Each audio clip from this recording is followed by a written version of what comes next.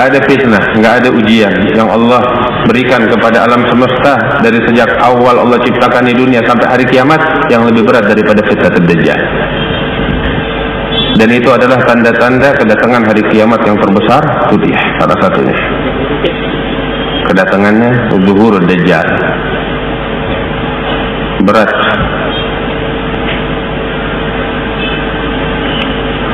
Fitnah yang paling berat itu dia. Fitnah yang paling berat di muka bumi itu dia, zuhur Dajjal. Bagaimana enggak? Di dalam beberapa riwayat disebutkan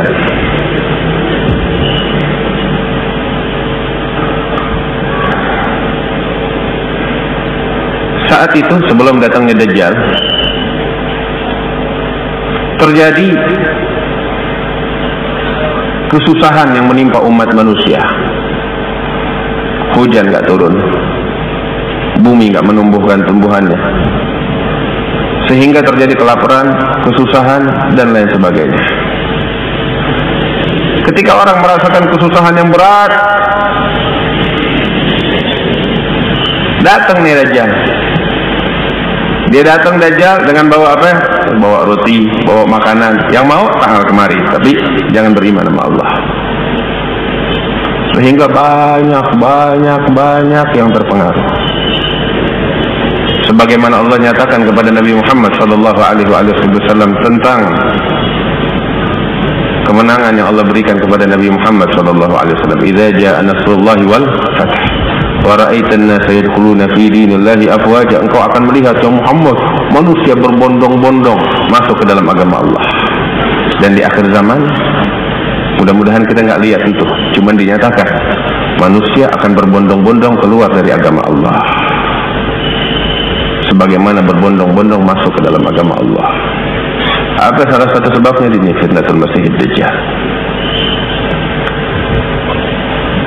Bersama Dajjal, di tangan kanannya tuh ada sorga, di kirinya ikut sama dia api neraka. Yang iman sama dia dilempar sama dia ke dalam sorga ini.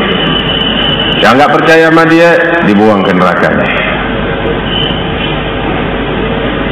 Allah, berat. Nabi kasih pesan sama kita, dan ini pesan disampaikan dari generasi ke generasi hingga saat ini sampai. Nabi Muhammad SAW bilang, ini pesan wasiat dari Rasulullah bakal aneh mente kita semuanya, setiap individu dari kita. Barang siapa, kata Rasulullah, yang menjumpai saat-saat semacam itu, ya Rabb, mudah-mudahan kita dijaga oleh Allah. Barang siapa yang menjumpai saat-saat semacam itu, hendaknya dia masuk ke dalam nerakanya Dajjal. Jangan pernah dia masuk ke dalam surganya Dajjal. Kalau disuruh milih nerakanya Dajjal. Kenapa? Nerakanya Dajjal itu adalah surga bagi dia, dan surganya Dajjal adalah neraka bagi orang yang dibuang ke sana. Na'udzubillah.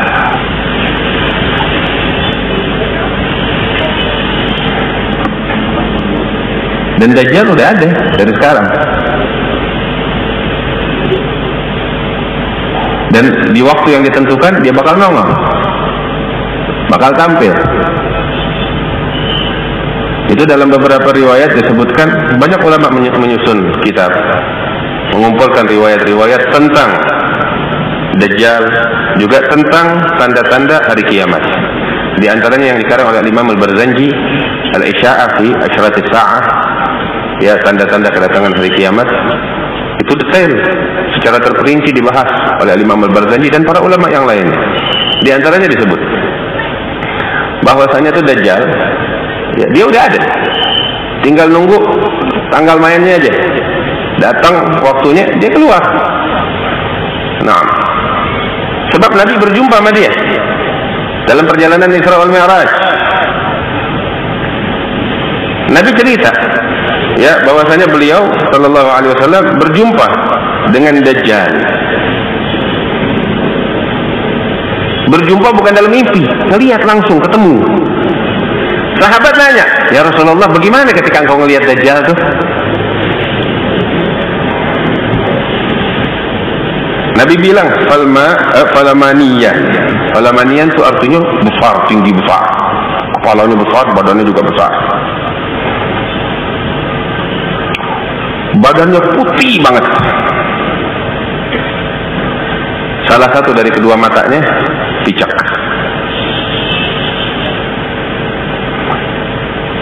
Rambutnya bagaikan ranting pohon, kata Rasulullah. Dan tertulis di antara kedua matanya di kening tulisan kaf fa ra, artinya kafir. Dan itu tulisan semua orang lihat, baik yang kafir maupun yang muslim. Jadi betul-betul tahu ini adalah kafir, musuh Allah yang aku Tuhan. Tapi emang fitnah yang berat. Sebagian besar orang mengikut sama dia. Para aulia Allah dalam beberapa riwayat disebutkan itu kabur, lebih memilih aman daripada berjumpa dengan ini orang. Sehingga sebagian besar dari mereka pada lari ke gunung-gunung, ke goa-goa, bersembunyi dari fitnah Dajjal. Karena berat. Itu para aulia Allah, bagaimana kita? Saat itu nggak ada makanan, nggak ada minuman. Sampai sahabat tanya, ya Rasulullah, tuh dia orang makannya apa, minumnya apa, yang pada bersembunyi? Semuanya punya Dajjal. Yang hanya yang beriman aja yang boleh nikmatin sama dia. Yang nggak percaya sama dia, ma'assalamah. Ini para aulia yang pada ngumpet di gunung-gunung, di hutan-hutan, yang cari aman. Makan mereka apa? Apa jawab Nabi Muhammad SAW? Makannya mereka, kata Rasulullah, tasbih, tahmid, wa tahliyah. Bertasbih, bertahmid, bertahliyah. Itu makanannya. Mereka kenyang dengan itu. Allah, Allah.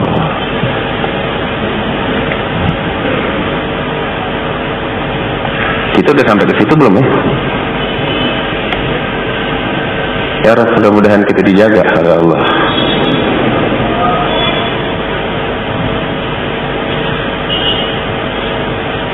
Ya Rabb, mudah-mudahan kita dijaga sama Allah. Dajjal nggak lama di dunia ini nih.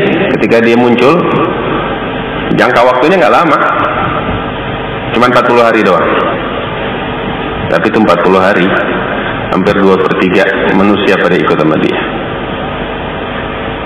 2/3 tuh banyak, nggak sedikit. Hampir 2/3-nya ikut sama dia. La ilaha illallah. 40 hari. Dan nggak ada tempat di muka bumi melainkan didatangi nama Dajjal. Allah. Nggak ada jalan keluar. Semuanya bakal kena di fitnah. Nggak ada jalan keluar. Kecuali 2 tempat. Mekah dan Madinah. Mekah dan Madinah. Dia nggak bisa masuk. Dijaga sama malaikat. Sampai dalam beberapa riwayat, Nabi cerita sama sahabatnya, waktu Dajjal udah sampai di penghujung kota Madinah, mau masuk nggak bisa, dijaga sama malaikat. Nanti di akhir zaman, sehingga dia berdiri di atas gunung sebelum masuk ke kota Madinah. Mau masuk nggak bisa, dijaga sama malaikat. Dia bilang sama pengikut-pengikutnya, sebagian besar mereka Yahud, banyak dari Yahud dan orang-orang yang lainnya. Dia bilang sama beberapa pengikutnya, ma hadzal basrul abyad. Dajjal bilang, tuh dari kejauhan istana yang warnanya putih itu apaan? Orang-orang yang sama dia bilang, "Dzak Masjidu Ahmad." Itu masjidnya Nabi Muhammad sallallahu alaihi wasallam. Allahumma shalli alaihi. Gak bisa masuk. Akhirnya dia ngejerit dengan suatu jeritan yang sangat kuat sehingga pada keluar orang-orang yang ada di Madinah dengan pancingannya dia. Di sini ulama bilang salah satu mukjizat Rasulullah sallallahu alaihi wasallam ketika beliau cerita sama sahabatnya begitu cerita. Dajjal nanya, itu istana yang terang putih itu punya siapa? Istana siapa? Itu adalah masjidnya Ahmad katanya. Nabi waktu ngomong begitu, cerita begitu sama sahabatnya, masjidnya memang udah kayak begini. Masjidnya masih berupa pelepah korma, batang pohon korma, tanah. Masih lebih besar Masjid Al-Munawwar daripada masjid Nabi Muhammad SAW. Dari kejauhan nggak kelihatan.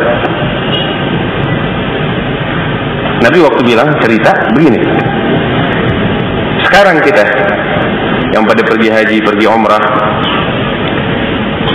ketika mau masuk ke kota Madinah, itu pusat Masjid Nabawi masih 10 km, 12 km lagi. Dari kejauhan kelihatan. Tanya sama yang pada pergi umrah. Dari jauh, orang ketika ngelihat Masjid Rasulullah sekarang Sallallahu Alaihi Wasallam, dia bakal lihat apa? Istana yang terang warnanya putih. Dari kejauhan seperti itu. Ente lihat dari kejauhan. Tapi kalau ente dekat ke masjidnya, temboknya Masjid Nabawi nggak putih. Cuman dari kejauhan terang putih. Seperti yang disebutkan sama Nabi Muhammad Sallallahu Alaihi Wasallam, bagaikan istana yang terang putih. Laka Masjidu Ahmad, itu masjidnya Nabi Muhammad Sallallahu Alaihi Wasallam. Jadi disebut sama Nabi. Artinya apa tuh ya? Kelihatannya udah dekat waktunya. Kelihatannya udah dekat. 1400 tahun yang lalu nggak begini masjid Rasulullah. Sekarang udah begini. Allah, mudah-mudahan Allah jaga kita. Nabi ngelihat itu Dajjal dengan bentuknya. Terus Nabi bilang, kurang lebih ini Dajjal mukanya mirip siapa tahu? Nabi apa nyebut begitu? Disebut syabbahu bi Abdul Uzza bin Ghatan. Satu orang ya dari kalangan Quraisy yang meninggal di zaman jahiliyah, namanya Abdul Uzza bin Ghatan. Cuman nggak enak tuh orang, mirip sama Dajjal. Cuman Nabi kasih perumpamaan kurang lebih mukanya sama kayak dia.